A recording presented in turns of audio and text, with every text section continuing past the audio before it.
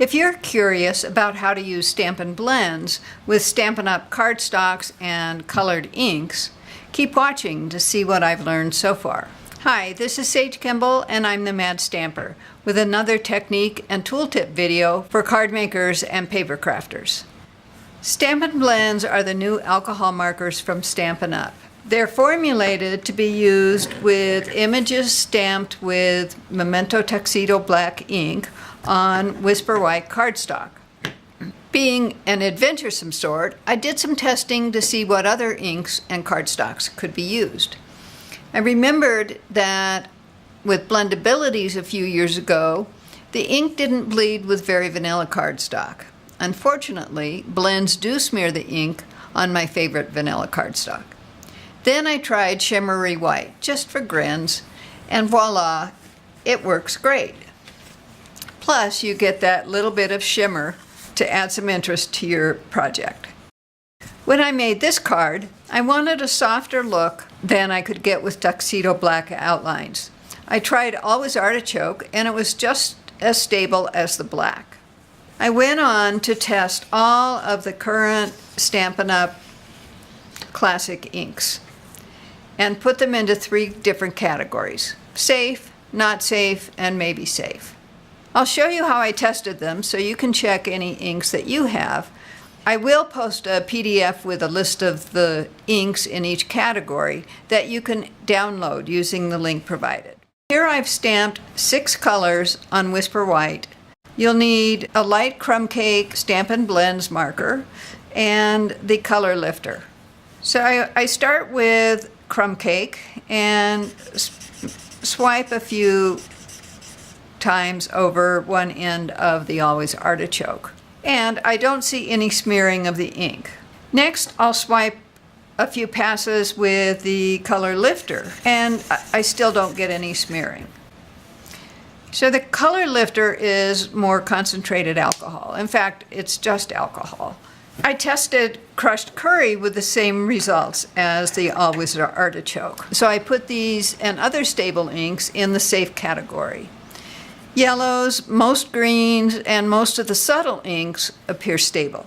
The next 2 colors are in the not safe category. So look at the difference here. First is Archival Basic Black, which Stampin' Up! Recommends we don't use anyway. I don't know if you can see it, but there's a little bleeding even with the crumb cake. And you can definitely see it with the color lifter. Rich Razzleberry has the same. It bleeds a little with the crumb cake. When you use the color lifter on it, you can definitely see it bleeds. In general, inks with a lot of red in them tend to be unstable. Many of the blues will also bleed. I stamped these inks a couple days ago, and they're not bleeding as much as if I just stamped them and the ink hadn't set as much. The third category is what I call the maybe safes. These are inks that bleed lightly with the color lifter, but not with crumb cake. So here's Calypso Coral, and I don't see any bleeding. And here's the color lifter. I don't really see any bleeding, but when I used it on this flower, the alcohol faded the stamped lines a bit. So it's not quite as stable as the artichoke, for example. With the one stamped on Shimmery White, there was less fading of the outline. You just have to decide what effect you're looking for and choose the cardstock and ink accordingly. The last color is Dapper Denim here. And it doesn't bleed with the crumb cake. And I get a hint of bleeding with the color lifter. So let me show you some more examples. The flowers on this card are stamped in Always Artichoke, which is in the safe category. You can see that the ink didn't fade like it did with the Calypso Coral ink. This image is stamped with Fresh Fig, which is in the maybe safe category. I didn't need to do any blending. Even with maybe safe inks, you may be able to do some blending. You just need to be more careful and always test to make sure. Sweet Sugar Plum is surprisingly stable for an ink with a fair amount of red in it. I was able to do a lot of blending on this flower without smearing the ink. and it didn't fade much either.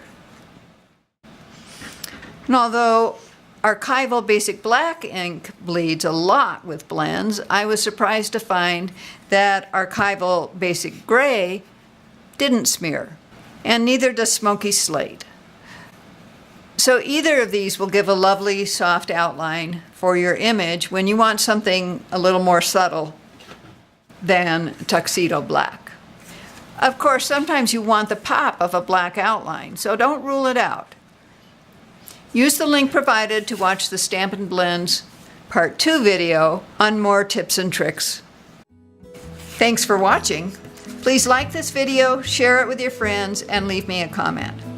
For more inspiration and instructions, be sure to sign up for my newsletter at www.stampingmadly.com. Visit me on Facebook and Pinterest, and don't miss another great video. Subscribe to the Mad Stamper YouTube channel now.